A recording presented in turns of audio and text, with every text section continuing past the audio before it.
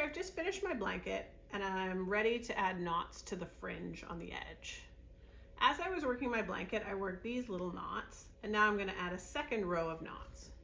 So I take 2 strands and I wrap them around my finger, and then I bring the end through the loop, and then I'm ready to pull tight my knot. And I want to make sure that I've got these little V's. The knots are an equal distance away from the blanket.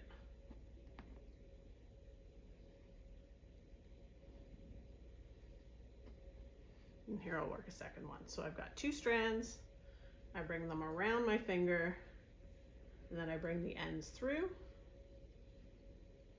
And then as I pull tight my knot, I try to make sure the knot is an equal distance away from the blanket.